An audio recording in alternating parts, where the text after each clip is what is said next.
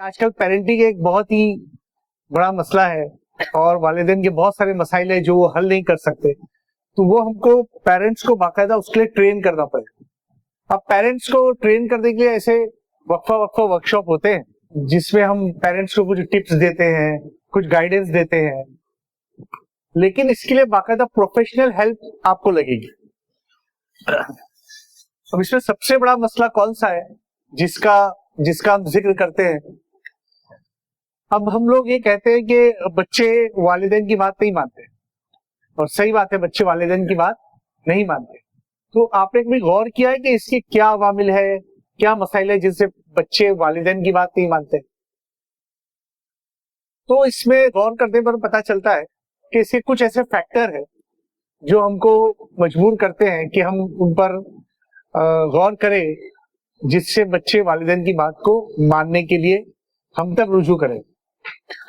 और इसमें ज्यादातर तो खवातीन है और वालिद कम है, इसलिए ये वर्कशॉप या ये इस तरीका का एक प्रोग्राम दोनों पेरेंट्स के लिए होता है, वालिद के लिए भी और वालिदा के लिए। लेकिन यहाँ पे चूंकि वालिदा हमेशा आती है, इसलिए वालिदा को बता के बहुत ज्यादा फायदा नहीं होता। क्यों? क्योंकि घर के इंचार्ज वालिद होते हैं और घर में एक अच्छा बुरा क्या लगता है वो सब वालिद देखते हैं। तो वालिदा को चाहिए कि अपने बच्चों की तरबियत के लिए वालिद को भी एज ए हिस्सेदार बनाए, एज ए पार्टनर बनाए। सिर्फ एक पेरेंट की जिम्मेदारी नहीं है कि वो बच्चों की तरबियत करे, ठीक है। अब इसमें देखिए एक मसाइल जो होते हैं वो ये कि वालिदैन के अखलाकी मसाइल होते हैं जिसकी वजह से बच्चे बात नहीं मानते। अब वालिद जैसे घर पर है और बच्चे से कह दिया कि किसी ने नॉक किया कि तुम्हारे अब्बा है, तो उससे कह दिया कि उसे कहो कि अब्बा नहीं।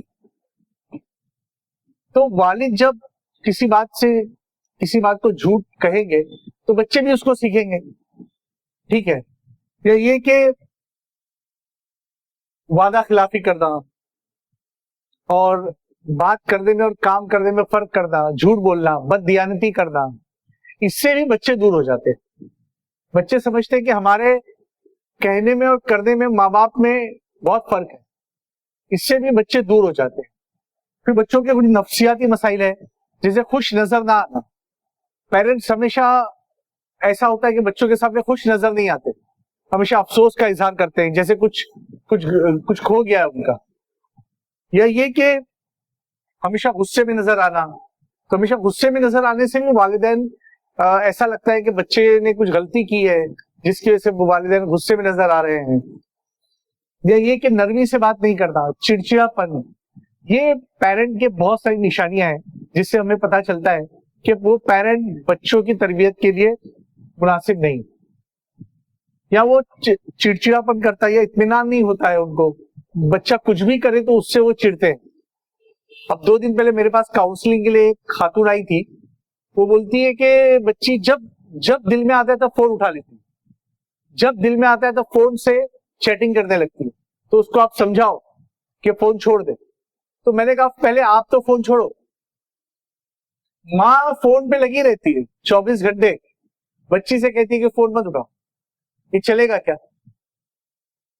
बच्चियां बैठी है बहुत सारी, आप लोग फोन यूज करते हैं या नहीं? फोन यूज करते हैं? नहीं करते? झूठ मत बोलो। तो बच्चे फोन तभी इस्तेमाल करते हैं जब पेरेंट्स भी उनको इस्तेमाल करते हैं। बच्चे कब छोड़ेंगे? जब पेरेंट्स उसको छोड़ेंगे। इस तरीके से वालिदैन की कुछ नफ्सियाती मसाइल होते हैं, जैसे गैर मामूली सख्ती होती है। अब बच्चों के ऊपर बहुत सख्ती करते हैं, बहुत सख्त रहते हैं, और अपने इस पर आप कहिए दूसरों से अच्छी बात करते हैं, अपने बच्चों से बहुत गलत तरीके से बात करते हैं। ये एक तरीका होता है। दूसरे, वालिदैन के पास लैंग्वेज एबिलिटी नहीं होती। बच्चे मुख्तलिफ किस्म के सवालात करते हैं, ये आसमान क्यों नीला है, ये पानी क्यों खारा है, ये ऐसा क्यों है, ऐसा क्यों है। माँ बाप उगता जाते हैं उनके सवालात से, उनके जवाब देने की सलाहियत उनमें नहीं होती, तो बच्चे को डांटते हैं, ये क्या पूछता है, बेकार सवाल, ये नहीं पूछने का। बच्ची बोलती है कि मुझे ये बनना है, तो बच्ची बोलती है मुझे पुलिस इंस्पेक्टर बनना है, तो वालिदैन देखते हैं उसकी तरफ, डांट देते हैं उसको, पुलिस इंस्पेक्टर बनेगी, ऐसा करेगी, वैसा करेगी। चुप बैठ। इस तरीके के रवैये से वालिदैन बच्चों की क्रिएटिविटी खत्म करते हैं। बच्चों में क्रिएटिव एबिलिटी होती है, बच्चे आसपास के माहौल को देखते हैं, उससे मुतासिर होते हैं। तो वालिदैन को चाहिए कि इस तरीके से ना करें। और इसमें वालिदैन की अपनी जबान की कमजोरी बहुत मायने रखती है। अब कभी कभी ये होता है कि वालिदैन अलग मीडियम से पढ़े होते हैं, बच्चे अलग मीडियम से पढ़े होते हैं। अब वो ये होता है कि माँ बाप दोनों उर्दू मीडियम से पढ़े हैं, बच्चे इंग्लिश मीडियम में पढ़ती है, तो भी एक लैंग्वेज का फर्क आ जाता है। बच्चा सोचता तो अपनी मदर टंग में है, लेकिन वो बोल नहीं पाता। आजकल बहुत सारे मसाइल लैंग्वेज की कमी की वजह से हो रहे हैं। बच्चे उर्दू में सोचते हैं, हिंदी में सोचते हैं, बोलते भी उसी जबान में है, लेकिन स्कूल पढ़ते वक्त उन पर इंग्लिश का गलबा रहता है। तो इंग्लिश लैंग्वेज की कमी की वजह से वालिदैन उसे कम्युनिकेट नहीं कर पाते। Communication is very difficult for the parent those who is speaking with the children in English. तो इंग्लिश में बोलना ये भी एक बड़ा मसला है, ये एक लिसानी मसला है। अच्छा, बच्चे के साथ वालिदैन का कमजोर ताल्लुक होता है, यानी कि बच्चे के साथ वालिदैन किसी मौजू पे बात ही नहीं करते, किसी मौजू पे बच्चे के साथ गुफ्तगू नहीं करते। उसके साथ किस मौजू पे बात करिए उनके लिए एक सवालिया निशान होता है। अब वालिदैन बच्चे से किस मौजू पर बात करें, इसके लिए उनके लिए एक चैलेंज होता है कि मैं बच्चे से किस बात पे बात करूं। बच्चा तो बच्चा है, उससे उसकी छोटी छोटी बातें, उससे उसके सवाल, उससे उसकी स्कूल की एजुकेशन, इस पर बात करना चाहिए। वो पढ़ रहा है तो साइंस पढ़ रहा है, मैथ्स पढ़ रहा है, इंग्लिश पढ़ रहा है, ज्योग्राफी पढ़ रहा है तो उससे ज्योग्राफी के बारे में बात करे। वो लैंग्वेज पढ़ रहा है तो उससे लैंग्वेज के बारे में बात करे। वो उर्दू पढ़ रहा है तो उससे उर्दू के बारे में बात करे। वालिदैन ये ताल्लुक अपने में कम पाते हैं, कमजोर पाते हैं, इससे भी बच्चे उनसे दूर हो जाते हैं। तो ये वजूहात है जिनकी वजह से वालिदैन बच्चों से दूर रहते हैं, और इन मसाइल की वजह से वालिदैन का बच्चों के साथ ताल्लुक अच्छा नहीं रहता। इसमें आप ये देखें कि वालिदैन कितनी किस्म के होते हैं। पहले आप देखें, वालिदैन अथॉरिटेटिव होते हैं। अथॉरिटेटिव यानी उनके पास एक क्लियर रूल बने होते हैं, इतने बजे खाना खाएंगे, इतने बजे स्कूल जाएंगे, इतने बजे सो जाएंगे। एक स्ट्रिक्ट रूल्स होते हैं, वो रूल को फॉलो करते हैं, बच्चे भी उनको फॉलो करते हैं।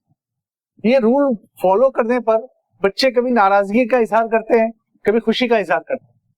बच्चे नाराजगी का इजहार तब करते हैं जब बहुत ही अथॉरिटेटिव लेवल पे, बहुत ही मुजम्मत लेवल पे माँ बाप रूल को फॉलो करने के लिए कहते हैं। हर रोज 10 बजे सोना है, नहीं सोना है। इससे भी बच्चे क्या होता है, थोड़े थोड़े बागी हो जाते हैं।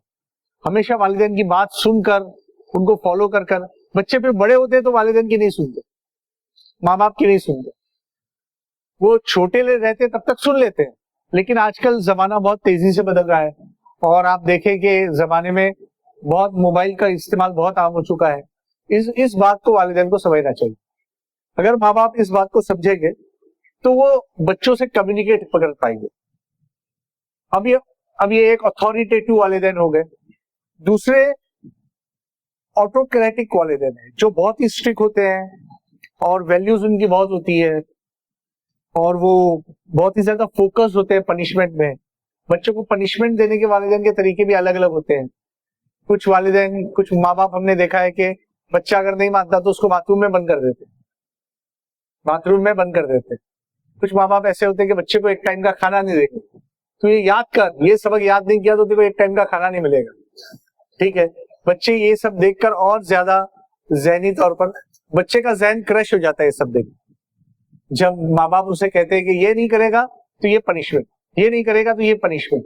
तो पनिशमेंट देना यानी ये कि वालिदैन का एक फर्ज बन चुका है, और बच्चे पनिशमेंट लेने के लिए पैदा हुए। बच्चों के साथ कोई अच्छी बात नहीं, कोई इसके साथ क्रिएटिविटी की बात नहीं, और सिर्फ उस पर गुस्सा करना और सिर्फ उस पर अपना हुक्म जताना, ये भी बच्चों को बहुत ज्यादा डिस्टर्ब करता है ये बात। फिर इसके बाद एक किस्म होती है जिसको परमिसिव कहते हैं। परमिसिव का ये मतलब होता है कि कोई वैल्यू सेटअप नहीं करते वाले लोग, और उनका सिर्फ ये होता है कि डिमांड्स भी बहुत लो होती है बच्चों से, और हाई रिस्पॉन्स शो करते हैं। फिर डिमांड नहीं होती कि ये करो या ये करो, ये करते हैं कि बस रिस्पॉन्स तुम लोग अच्छा करो।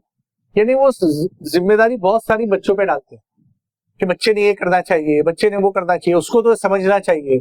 तो बच्चा हर चीज को नहीं समझता, हर चीज बच्चे पर नहीं डाली जा सकती। ये तीसरी किस्म के पेरेंट होते हैं।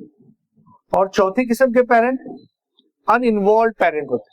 अनइन्वॉल्व पेरेंट ने उनको पड़ी नहीं है, वो चाहते हैं कि बच्चे जो चाहे करें। भाई बच्चे हैं, उनकी मर्जी है, जो चाहे करे, जैसा चाहे रहे, जैसे चाहे वो अपनी जिंदगी गुजारे। हम तो उनको पैदा कर दिए, हम तो हमारा फर्ज पूरा हो गया। अब उनके ऊपर है कि वो कैसे इन्वॉल्व होते हैं, बच्चे के ऊपर सारी चीजें डाल देते हैं। अब इससे क्या होता है कि अनइन्वॉल्व पेरेंट की वजह से बच्चे बिगड़ जाते हैं। बच्चे के ऊपर सारी चीजें डाली जाती है, सारी आदतें डाली जाती है। बच्चे के ऊपर कहा जाता है कि तू जैसा चाहे वैसा कर, तो जो बनना है वो बन, हम तो ये नहीं बनते, हम तो कुछ नहीं कहते तुझे। इससे भी क्या होता है, बच्चे अनइन्वॉल्व होते हैं और थोड़े अनरिस्पॉन्सिव भी हो जाते हैं। तो इस तरीके से पेरेंट्स और बच्चे में फर्क होता है। अब इसमें यह होता है कि पेरेंट्स को ये जानना चाहिए कि बच्चा किन शख्सियत से मुतासिर, यानी आप किसको पसंद करते हैं, आप जिसको पसंद करेंगे उसी की तरह बनना चाहिए। तो आपके सामने टीवी पर फिल्म स्टार आते हैं, तो आप उन्हीं की तरह बनना चाहते हैं, उन्हीं की तरह दिखना चाहते हैं। या आपके सामने मोहल्ले में, इलाके में कोई डॉक्टर है जो बहुत रिस्पांस देता है लोगों को, बहुत अच्छा डॉक्टर है, तो आप डॉक्टर बनना चाहेंगे। अगर आपके इलाके में खास पुलिस इंस्पेक्टर है तो आप पुलिस इंस्पेक्टर बनना चाहेंगे। ये होता है कि बच्चा अपने अतराफ के माहौल से मुतासिर होता है, और अपने माहौल से मुतासिर होकर बच्चा ये समझता है कि मैं वैसा ही बनूं जैसा मेरे माशरे में लोग बने। ठीक है, बच्चा वैसा बनना नहीं चाहता जैसे उसके माँ बाप चाहते हैं कि वो बने। अच्छा, माँ बाप का भी ये मसला होता है कि जैसा वो चाहते हैं कि बच्चा हमारा ऐसा बने, वैसा वो चाहते हैं कि बच्चा बन के दिखाए, बाय हुक एंड क्रूक, यानी किसी भी तरह से बच्चा वैसा बन जाए। यानी माँ बाप खुद नहीं बन सके तो बच्चों में चाहते हैं कि वो आदतें पैदा करें। ठीक है, इससे भी बच्चे डिस्टर्ब रहते हैं। वैसे स्कूल की पढ़ाई अब तो इतनी डिस्टर्बिंग हो गई है, स्कूल की पढ़ाई, कि आप दिन भर स्कूल में लगे रहते हैं। स्कूल गए, ट्यूशन गए, अरबी गए, यहाँ गए, वहां गए, दिन भर इसी में खत्म हो जाता है। आपको माँ बाप से बात करने का, मिलने का कोई टाइम ही नहीं रहता। अब शाम में बच्चे माँ बाप से मिलते हैं तो उसमें वो मोबाइल देखते हैं, उसमें टीवी देखते हैं। तो माँ बाप से बात करने का टाइम आपको कब मिलेगा? जब तक आप माँ बाप से अच्छी हेल्दी बातचीत नहीं करोगे, आपका करियर नहीं सुधरेगा। माँ बाप को चाहिए कि अपने बच्चों से काफी अच्छे अंदाज में बात करें, मोहब्बत से बात करें, शफकत से बात करें, बच्चों के मसाइल को समझे। बच्चा स्कूल में क्या मसाइल से डील कर रहा है, टीचर ने उसको क्या बोली है, उसको क्या करना है, टीचर उस पर जुल्म तो नहीं कर रही है, मार तो नहीं रही है उसको, ये बातें देखें। अब ऐसा हो गया है कि माँ बाप स्कूल की तरफ बच्चों को दे देते हैं और समझते हैं हमने अपनी रिस्पॉन्सिबिलिटी पूरी कर दी। स्कूल में भेज दिया बच्चे को, अब समझते हैं कि तरबियत भी स्कूल की टीचर करेगी, पढ़ाई की भी वही सब करेगी, और अपनी जिम्मेदारी से भागते रहते वाले। तो माँ बाप को ऐसा नहीं करना चाहिए, अपनी जिम्मेदारी को समझना चाहिए, अपने जिम्मेदारी को समझकर उस पर अमल करना चाहिए।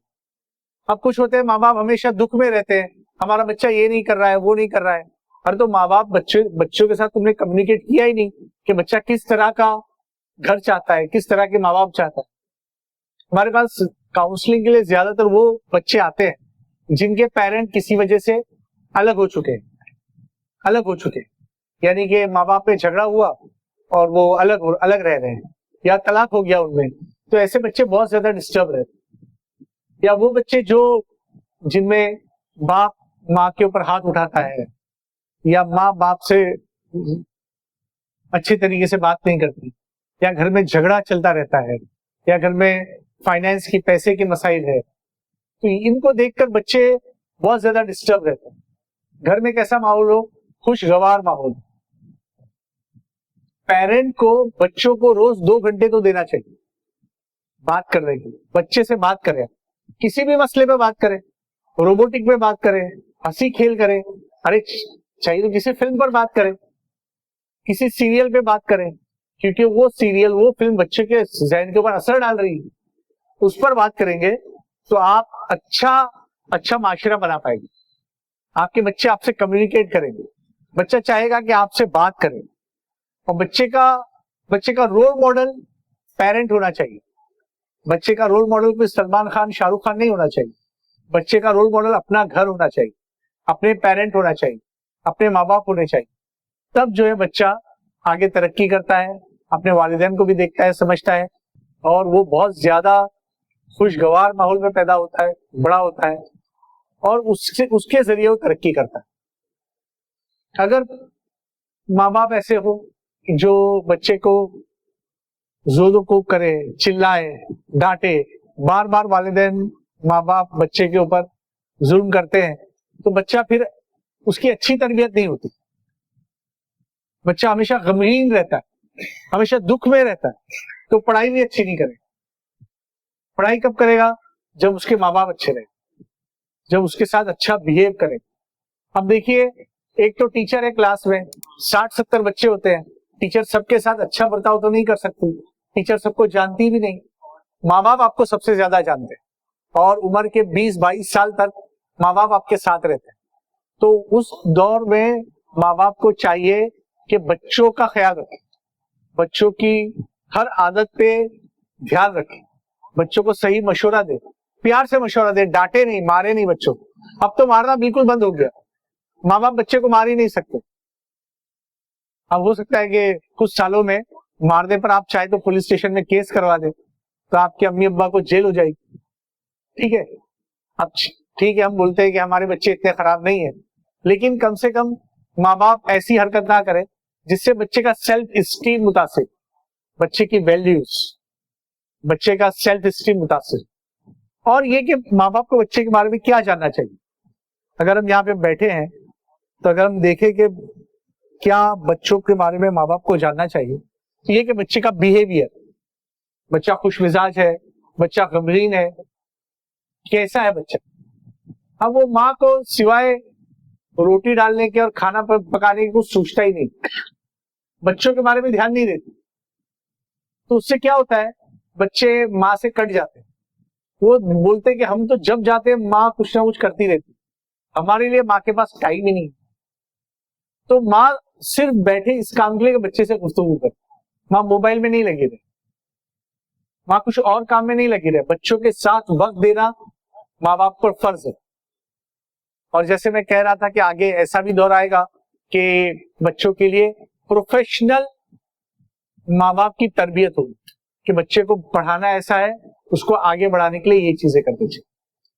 ठीक है, बच्चों के रोल मॉडल कौन है ये देखिए, बच्चों के मोटिवेशन कौन है ये देखिए, बच्चा किसको देख के खुश होता है ये देखिए। बच्चा कभी कभी रिश्तेदारों से बहुत अनकंफर्टेबल रहता है, वैसे रिश्तेदारों को घर में ना आने दीजिए। कभी कभी रिश्तेदार आपको गलत सलाह देते हैं। एक बच्ची मोबाइल देख रही है, मोबाइल में उसकी पढ़ाई का मैटर देख रही है, तो उसकी भाभी आके, वो उसकी ननद थी, वो उसकी अम्मी, उसकी भाभी आके उसको बोलती है, तेरी बच्ची मोबाइल में कुछ ना कुछ देख रही है उल्टा सीधा। मैं उसको पकड़ी, अरे पकड़ी तो बता मोबाइल में क्या देखी। मोबाइल में वो उसका ही साइंस का मैटर देख रही, उसको पकड़ी, उसकी माँ को क्या क्या बोली। उसकी माँ जॉब करती थी, उसकी माँ आके खूब मारी बच्ची, उसे मोबाइल नहीं छीनी। और बच्ची बोलती है मुझे पढ़ना है सर, मैं क्या करूं, मेरी माँ मेरे को मारती है, और उनकी भाभी जो है उनको गलत बोलती है। तो अब बच्चों को ये देखना कि मोबाइल में क्या देख रहे हैं। अब बच्चों को उठा के सीधा मारेंगे, ये बात तो ठीक नहीं। फिर वो माँ बोलती है मैं तो इतना काम करती हूँ, मेरी 15,000 सैलरी है, मैं ये घर में जाती हूँ, वो घर में जाती हूँ, मैं इतना काम करती हूँ बच्ची के लिए, बच्ची पढ़ती नहीं है। अरे बाबा, बच्ची पढ़ती है, बच्ची अच्छी है, आप बच्ची को देखो तो उससे बात तो करो। अब बात नहीं करता, आगे सीधा मारना, ये तरीका गलत है या नहीं। और इतना काम में मत उलझिए कि बच्चों से बात करने का आपको मौका नहीं मिले। आधे घंटे से शुरू कीजिए, आधा घंटा बच्चे से बात कीजिए। मैं बोलता हूं कि हमारी माएं बच्चों से आधा घंटा भी बात नहीं करती। बात करती किस बात पर? नमाज पढ़ी, कुरान पढ़ी, ये करी, होमवर्क करी, बस इंस्ट्रक्शन देना माँ बाप को आता है। बच्चों से ये बात करे कभी कि तुम्हें कैसा लगता है ये खाना, बच्चों को खाना पसंद है कि नहीं, बच्चों को कपड़े पसंद है कि नहीं, कपड़ा अच्छा है कि नहीं, बच्चों की पसंद नहीं देखना, बस कपड़े लाके पहनाते हैं। ये सब चीजें ठीक नहीं है। बच्चों की मर्जी, बच्चों का सेल्फ स्टीम देखना चाहिए कि बच्चा कितने कॉन्फिडेंस से, कितनी खुद एतमादी से आपसे बात करता है। ये चीजें अगर आप करेंगे तो इंशाल्लाह आपको अच्छा बच्चा मिलेगा। आप अपने बच्चे पर काम करें, दूसरों के बच्चे छोड़ दें। हम दूसरों के बच्चों पे ध्यान देते हैं, वो बच्ची देख कैसी घर से बाहर गई, ऐसा करी वैसा करी, वो बच्ची के कितने अच्छे नंबर आते, तेरे नंबर क्यों नहीं आते? तो बच्ची अलग है, अपनी बच्ची अलग है। अपने बच्चों को कंपेयर मत कीजिए कि बच्ची का कैसे फर्स्ट क्लास आया, तेरा क्यों नहीं आता है? तो मेरा फर्स्ट क्लास नहीं आया तो मैं क्या करूं? मैं फर्स्ट क्लास नहीं ला सकती, मैं सिर्फ पढ़ाई कर सकती। ये माँ बाप को बच्चे के बारे में समझ लेना चाहिए, बच्चे का लिमिटेशन समझना चाहिए। बच्चे का लिमिटेशन क्या है, बच्चा क्या सोच रहा है अपने बारे में, ये समझना चाहिए। ये चीजें देखेंगे और कम्युनिकेशन को प्रायोरिटी बनाइए, बातचीत को प्रायोरिटी बनाइए। और आप ये बताइए कि आपका प्यार करना बच्चे के लिए अनकंडीशनल, आप बच्चे से प्यार करते हैं, बच्चे को गले लगाइए, बच्चे का माथा चूमिए। कितनी माएं हमारे यहाँ है जो बच्चे का माथा चूमती है? नहीं है हमारे यहाँ। हमारे यहाँ माएं बहुत प्रैक्टिकल हो गई। प्यार जताइए, प्यार जताने से बच्चे उसको महसूस करते और बच्चों में वो प्यार उनमें कंटीन्यूअस है, फैलता रहता है। फिर बच्चे क्या है, स्कूल में भी मस्ती नहीं करे। बच्चे स्कूल में मस्ती करते हैं क्योंकि उनको देखने वाला घर में कोई नहीं। बच्चे अटेंशन चाहते हैं, अटेंशन, उनको कोई देखे, उनसे कोई बात करे। उनके बहुत सारे सवाल आते हैं, इन सवालों के जवाब अगर माँ बाप नहीं देंगे तो स्कूल की टीचर देगी। स्कूल की टीचर के पास जवाब देने के लिए मौका नहीं है, तो किससे पूछेंगे? तभी बच्चे गलत तरीके से जवाब हासिल करते हैं और गलत रवैया अख्तियार। हम देखते हैं कि एक मेडिकल की बच्ची जाती है कॉलेज में तो लड़कों के साथ बात करती है। उसकी माँ से हमने कहा कि हमारी बेटी ने कहा कि ये लड़कों से बात करती है, अच्छी बात नहीं है। तो उसकी माँ कहने लगी कर दे तो क्या हो गया, अभी नहीं करेगी लड़कों से बात तो कब करेगी?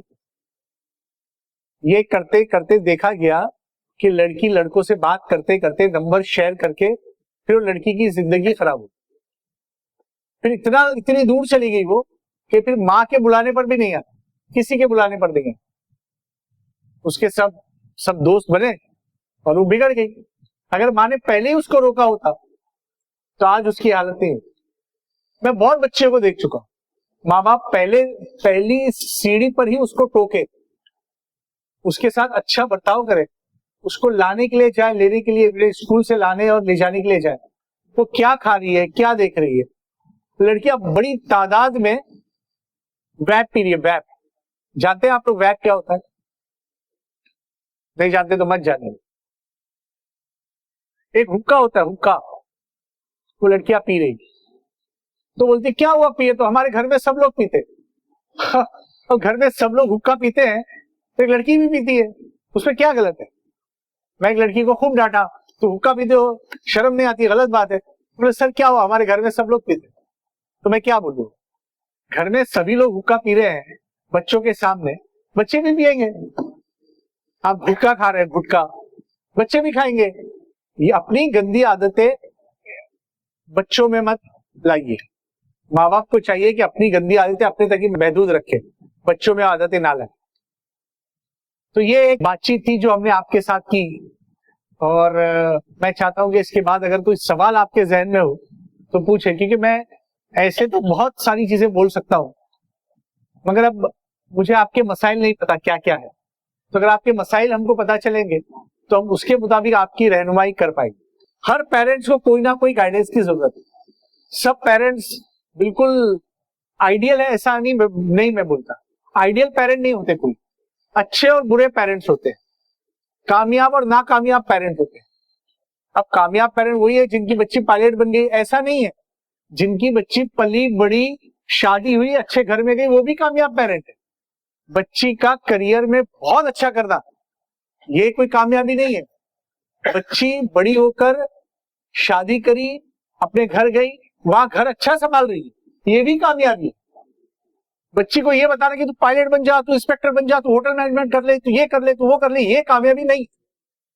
बच्ची पैसा कमाने की मशीन नहीं। बच्ची पर डबल दोहरी जिम्मेदारी नहीं डाले आप लोग। ये ना समझे कि हमने कुछ नहीं किया, हम घर संभालते हैं तो बच्ची भी घर क्यों संभाले। अरे घर संभालना भी एक करियर है, एक इबादत है, इसको भी समझिए ना। ये घर संभालना भी एक इबादत है। इन बातों का ख्याल रखें। और अगर कोई सवाल हो तो पूछे।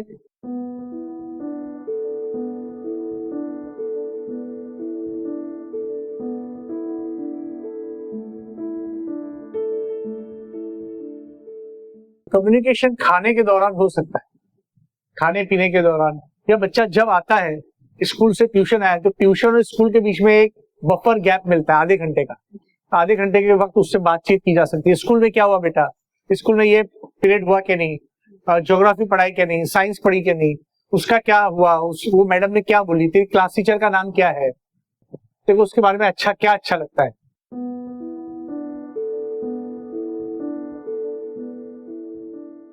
अब होम स्कूलिंग करेंगे ना तो होम स्कूलिंग पूरा पेरेंट पे डिपेंड हो जाएगा। यानी कि पढ़ाना भी पेरेंट की जिम्मेदारी है, तरबियत भी पेरेंट की जिम्मेदारी है, और बच्चा स्कूल के माहौल से बिल्कुल अलग रहेगा, बच्चा अलोन रहेगा। होम स्कूलिंग में आप कर सकते हैं, लेकिन पेरेंट को डबल काम करना पड़ेगा। यानी पेरेंट में माँ तो बगैर घर में होना चाहिए। Home schooling is not the solution. जी आजकल पेरेंट पूरे स्कूल पर डिपेंड है। नहीं, पेरेंट बड़ा प्रॉब्लम, पेरेंट को पूरा स्कूल पे डिपेंड नहीं होना चाहिए। अब होम स्कूलिंग इसके बिल्कुल अलग चीज है। होम स्कूल में क्या होता है, बच्चे पढ़ने के लिए भी माँ बाप पे डिपेंड है, तरबियत के लिए माँ बाप पे। दिन भर बच्चे घर में है, दिन भर कुछ ना कुछ कर रहे हो, तो पेरेंट को बहुत ज्यादा इन्वॉल्व होना पड़ता है। और इसमें क्या होता है, parent can not be a good teacher. हो सकता है पेरेंट को साइंस आता हो, मैथ्स नहीं आता हो, वो एक प्रॉब्लम है। हो सकता है बच्चे की लैंग्वेज हो, माँ बाप की उतनी लैंग्वेज ना हो, बच्चा कोई शेर पढ़ रहा है, माँ बाप को समझ ही में नहीं आता वो शेर किसका है, समझे नहीं। क्या एडवाइस करनी तो जाते हैं पेरेंट्स। जो पेरेंट घर में अवेलेबल है, जिनका बिजनेस है, और माँ बाप घर में रहकर टीचर को बुला के घर में ट्यूशन पढ़ा सकते हैं, बच्चों पे ध्यान रख सकते हैं, वो होम स्कूलिंग में जाए। जो पेरेंट ये टाइम नहीं रखते, ये टाइम नहीं दे सकते, वो बच्चों को स्कूल में भेजे, स्कूल के बाद बच्चे आते हैं तो उनसे कम्युनिकेशन करें। ऐसा देखा गया हमारे माशरे में कि बच्चे जो है बाहर खेलते हैं, बहुत सारी चीजें दूसरे बच्चों से सीखते हैं, और उनके साथ साथ घर में वो बहुत ज्यादा जिद्दी हो जाते हैं। तो इसके लिए क्या करना है? बाहर बच्चों के पास चीजें होती है अलग अलग, साइकिल होती है, बच्चे साइकिल के लिए जिद करते हैं, कोई चीज होती है, कोई बंदूक होती है पटाखे फोड़ने वाली, उसके लिए जिद करते हैं। कुछ चीजें बच्चों को दिला दी जाए, और कुछ चीजों में उसको समझाना पड़ेगा। बच्चे समझते नहीं है, लेकिन कुछ चीजों में समझाया जाए तो समझ जाते हैं। और ऐसा बच्चों को समझाएंगे, अगर आपका रैपो अच्छा रहेगा तो बच्चे समझेंगे। बच्चों को समझाया जाए तो बच्चे फिर इतना जिद नहीं करते, बच्चों को समझाया जाए तो बच्चे समझ जाते हैं। हम अपने बच्चों के स्कूल से कैसे टच में रहे, तो बच्चों से स्कूल में टच रहने के लिए हमारे सर पे टीचर सवार रहता है। टीचर ही बार बार बोलता है हर महीने स्कूल आओ, पेरेंट टीचर मीटिंग होती है, टीचर चाहता है कि आप स्कूल में बच्चों के बारे में पूछें, वो चाहता है कि बच्चे के रिजल्ट के बारे में पूछे। टीचर का एक काम कम्युनिकेटर भी है, वो बच्चों से भी कनेक्ट है, माँ बाप से भी कनेक्ट है, समाज से भी कनेक्ट है। तो टीचर में बहुत सारी रिस्पॉन्सिबिलिटी, यानी ऐसा मुझे लग रहा है कि हिंदुस्तान का आधा बोझ टीचर ने उठाया हुआ है। मर्दमशुमारी में भी काम करता है, इलेक्शन में भी काम करता है, टीचर बहुत सारे काम करता है। इसलिए टीचर को जहमत ना दे। मैं खुद टीचर हूँ, इसलिए ऐसा बोल रहा हूँ कि हमारे पास काम इतने सारे हैं कि आप टीचर को आप बोलेगा हमारी बच्ची पे ध्यान दो, तो हाँ बोलेगा, लेकिन कर नहीं पाए। तो आप टीचर को ज्यादा रिस्पॉन्सिबल ना करें। आप स्कूल से टच में रहना है तो मार्क्स के लिए स्कूल में टच में रहे, बच्चे के मार्क्स देखें स्कूल के, बस हो गया टच आपका। आप बच्चों की तरबियत की जिम्मेदारी टीचर पे नहीं डाल सकते, ठीक है ना, क्योंकि बच्चे स्कूल से टच में रहते हैं, टीचर की बात सुनते हैं, लेकिन अल्टीमेटली माँ बाप ये जो उसकी तरबियत कर सकते।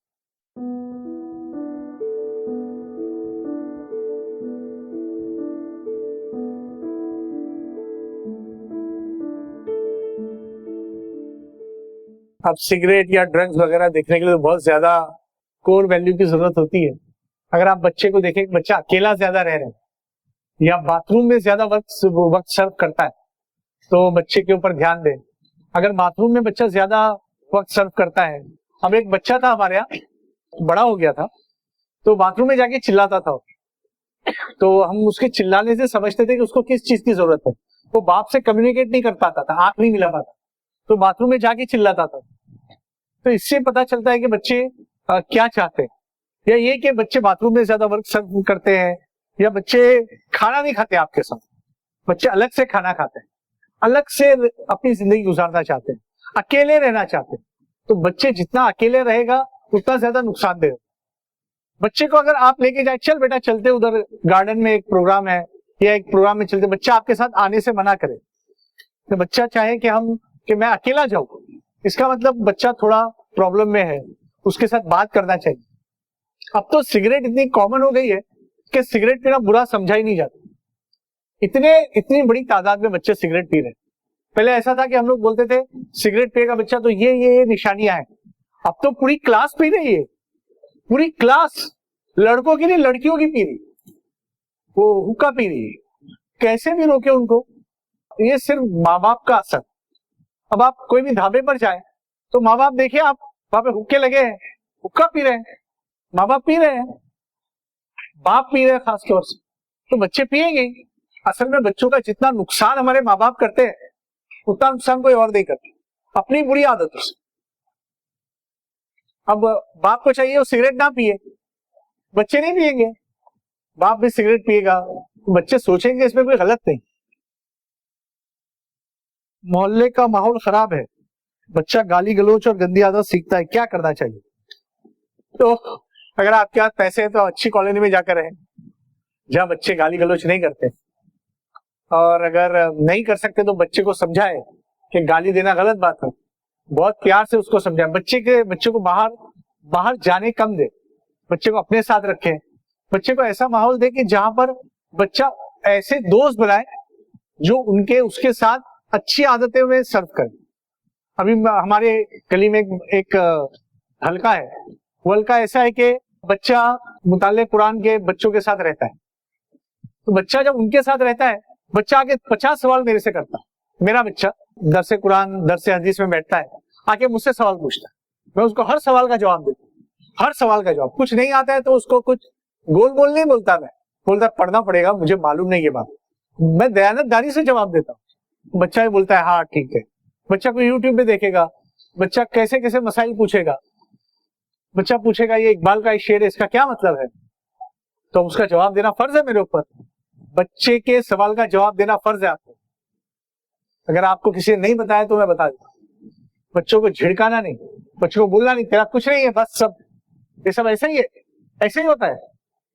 बच्चा मेरा दूसरी क्लास में क्या पूछता है मालूम है? दूसरी क्लास का बच्चा पूछता है कि शादी होकर लड़की ही अपना घर क्यों छोड़ती है, लड़के घर क्यों नहीं छोड़ते? अब बोलो मैं इसका क्या जवाब दूं? मैं बोला बेटा कल्चर यही है, कल्चर है कि लड़कियां अपना घर छोड़ती है, इसके सिवा कोई जवाब नहीं आया मेरे से। कोई इस्लामिक तरीका थोड़ी है कि लड़की घर छोड़े लड़का घर नहीं छोड़े।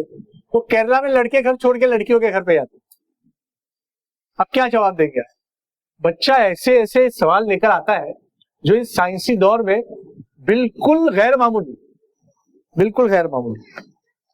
बच्चा बहुत मोबाइल इस्तेमाल करता है, कैसे कंट्रोल करें? तो मोबाइल आप कम इस्तेमाल करें, बच्चा भी कम इस्तेमाल करेगा। बच्चों के साथ खेले, फुटबॉल खेले, घर में कोई गेम खेले, कैरम खेले, चेस खेले। अभी लूडो खेलता है बच्चा, लूडो मोबाइल नहीं देखता, लूडो खेलता है, तो उसकी माँ भी उसके साथ खेलती है, तो बच्चा फिर इन्वॉल्व होगा, अपने माँ बाप को खेलते देखेगा तो खुद नहीं खेलेगा। मैं भी खेलता हूँ, चलो कैरम खेलते हैं, कैरम खेलेगा बच्चा, कम से कम मोबाइल में तो नहीं घुसा रहेगा, ठीक है? तो इससे बच्चों को फायदा होगा। सर ये बताएं, एक बच्चे के बाद दूसरा बच्चा होता है, फिर पहले वाला हर बार यही कहता है कि मुझे प्यार नहीं करते, माँ से बदजन हो जाता है, तो इस हाल में क्या सोल्यूशन? तो आप भाई दूसरा बच्चा हो तीसरा बच्चा हो, हर बच्चे को एक जैसा प्यार करें। किसी बच्चे के साथ ऐसा ना करें कि मुझे इससे ज्यादा मोहब्बत है, इससे कम है। उसको ज्यादा प्यार करने का मतलब यह है कि उसको ज्यादा चीजें दे, इसको कम चीजें दे। बच्चा बड़ा होता है तो उसको कम चीजें दी जाती है, या फॉर एग्जाम्पल पहले एक एड आती थी कि लड़की है तो उसको दूध कम देते थे पीने के लिए, लड़के को ज्यादा देते थे कि लड़का घर का वो बनेगा आगे। ये गलत चीज है। लड़का लड़की हो, सब हो, हर एक को एक जैसा बिहेव करना चाहिए, हर एक से एक जैसी बात करना चाहिए, हर एक को एक जैसा स्कूल देना चाहिए। लड़की उर्दू स्कूल में, लड़का इंग्लिश मीडियम स्कूल में, ये भी सरासर नाइंसाफी। दोनों एक ही स्कूल में पढ़े ना भाई, क्यों इंग्लिश स्कूल में डालते हैं आप लोग उसको? क्यों लड़की को इंग्लिश उर्दू मीडियम में डालते हैं? उर्दू मीडियम सस्ती है, एडेड स्कूल है, और इंग्लिश मीडियम अनएडेड है। तो लड़के को इंग्लिश मीडियम में डाले, लड़की को उर्दू मीडियम में डाले, नतीजा उल्टा होता है। लड़की सुधर जाती है, लड़का बिगड़ जाता है। इंग्लिश स्कूल में लड़का बिगड़ जाता है क्योंकि वहां उसको वो अकदार, वो वैल्यूज नहीं मिलते जो हमारे बच्चे को मिलते हैं। अब उर्दू मीडियम में लड़की मेहंदी लगा के जा रही तब भी चलता है, इंग्लिश मीडियम में लड़की मेहंदी लगा सकती है क्या? उसको मेहंदी लगाने से मना करते, उसको स्कार्फ लेने से मना करते। अब वो इंग्लिश मीडियम का ऐसा पागलपन हमारे जहन में खूब घुसा हुआ है कि हम समझते इंग्लिश मीडियम में लड़की जाएगी नहीं तो खैर जन्नत में नहीं जाएगी। कसम से ऐसा ही रवैया है। रात भर लोग लाइन लगाते हैं इंग्लिश मीडियम की, रात भर। मैं देखा हूं, मैंने हमारे यहाँ तो इंग्लिश मीडियम स्कूलें बहुत सारी है। जितना पढ़ा लिखा घर है उतना बच्चों को इंग्लिश मीडियम में डाला जाए। मैं कहता हूँ भाई उर्दू मीडियम में भी डालें, उससे बच्चों की सेहत पे कोई असर नहीं पड़ता। 10th पढ़ के वो भी जाएगी इंग्लिश मीडियम कॉलेज में, ये भी जाएगा इंग्लिश मीडियम कॉलेज में। और हमने पढ़े ना, आजकल सब बच्चे पढ़ रहे हैं। आप अगर जरा सा पढ़ ले, जरा सा अपने इल्म में इजाफा कर ले तो आप सही फैसला कर पाएंगे।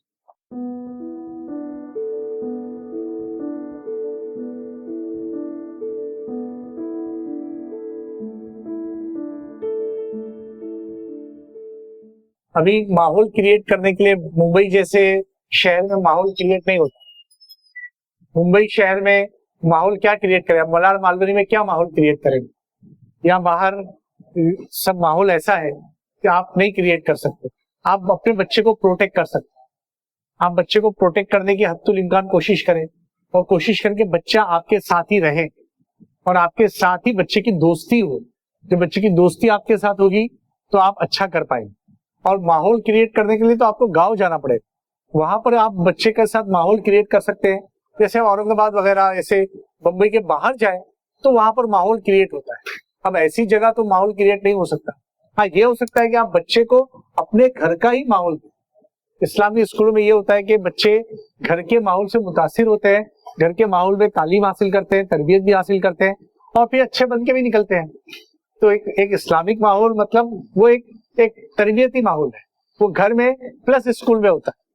तो आप ये ना समझे कि मैं अपने जैसा माहौल पूरे माशरे में क्रिएट करूं, ये वाकई बहुत मुश्किल काम है। अब आप जैसे आपकी बीवी पर्दा करती है, वो आप चाहेंगे कि सारे मोहल्ले की औरतें करें, तो ये मुमकिन नहीं है ना। ये तरीका, ये तरबियत ये घर से आती है।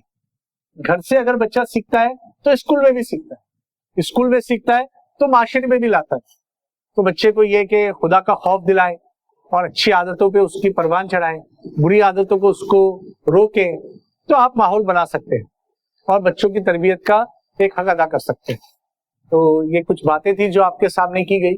एक वर्कशॉप नहीं था, वर्कशॉप एक खास पेरेंट्स के लिए होता है। उसमें बच्चों को क्वेश्चनर दिए जाते हैं और बच्चे उसमें पेरेंट्स को क्वेश्चनर दिए जाते हैं और बच्चे की पसंद नापसंद के बारे में पूछा जाता है, जिससे पता चलता है कि बच्चे को क्या पसंद है। ये आपको पता है या बच्चे का रोल मॉडल कौन है, ये आपको पता है या नहीं। अक्सर माँ बाप बच्चे के बारे में लाइल्म रहते हैं। तो मैं चाहता हूँ ये जो बातें हुई है इसके बारे में आप लोग होश के नाखून लें और बच्चों की अच्छी तरबियत का हक अदा करें। तो आखिर दावा